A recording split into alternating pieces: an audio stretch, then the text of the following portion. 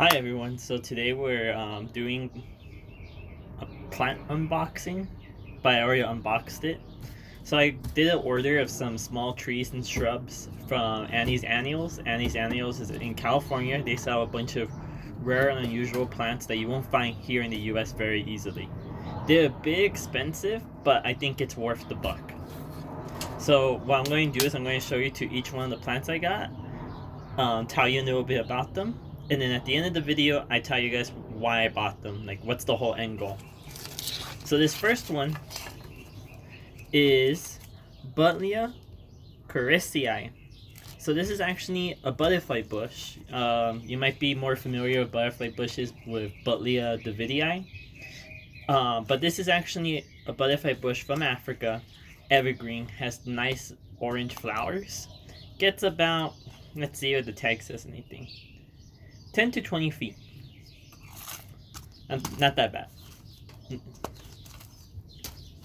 This one I've been wanting for years since I found out about Annie's Annuals. Its name is Kool-Aid bush.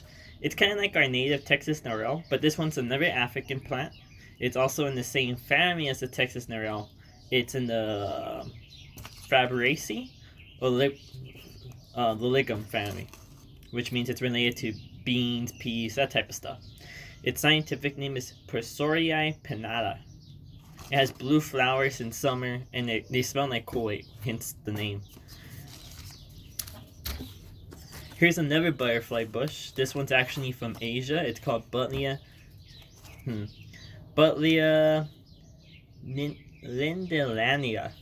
I'm probably mispronouncing most of these names, so sorry.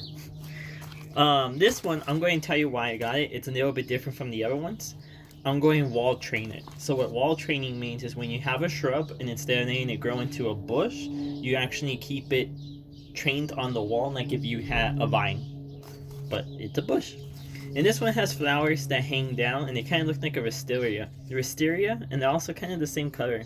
It's a really nice plant. I tried growing one of these from cuttings and it did really good. And then I forgot to water it in the heat of the summer, like right after I planted it, and it died. So I was just like, I'm just going to buy myself a new one. So here we have Alongia hugiali. This is actually related to Hispicus. It's from, I believe it's from Australia. And it has big blue purplish flowers. It's really nice. Our next plant is another Hispicus. Well, this one isn't a Hispicus, sorry. This one's what they call the wild pear. It's in no way related to pears. It is from, I believe it's from India. And its scientific name is Dumbalia burgessiae, pink form. The straight species is usually white. This one's pink. Turns into like a small little tree, not that big. And I'm planning on keeping it kind of like bonsai-ish. I really like the silver leaves. Move some stuff out of the way. So now we have another Hispicus relative. This one is Anisodontii spe, SP standing for species, which means they don't know what species it was, but it has a cultivar name. Styberg Beauty. It has pink flowers, and this one I'm going to plant. Right now, I have another Hispicus relative called the tree Lavertii. It's a biennial, so biennial means it grows and then it flowers and dies. But I really like the way that tree mallow looks, so I want to replace it with this, a perennial version, or at least a close perennial version. This one I'm excited for. This is the tree Euphorbia. Scientific name Euphorbia lambii. It's kind of succulent, and I want to put it in a pot like closer to my greenhouse, so it kind of blocks the view of the greenhouse in my nursery production area. And in late spring, early summer, it has a bunch of little yellow flowers. This one you gotta be careful with, just like all Euphorbias, it produces a white sap. But I'm not planning on pruning it or doing any type of cuttings on it, so it should be fine. And lastly, this little beauty is an agave. So when you think agave, most people think agave, it's like kind of like a cactus-like plant, and they're the ones that you see they grow and grow and grow. They call them the century plants because supposedly they take a century to grow. It's usually like 10-15 years depending on the species, and they flower and they die, and they call that being monocarpic.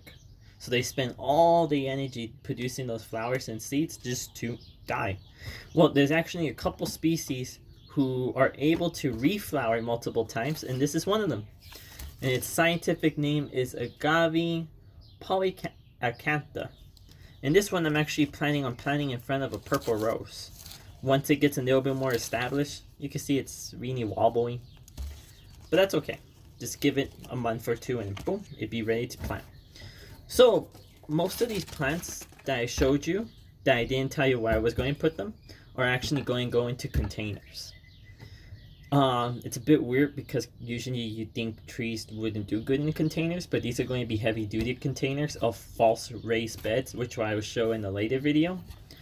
And I keep you guys updated on all these, but I really recommend if you're getting into outdoor plant keeping, look up Andy's Annuals. They have great stuff.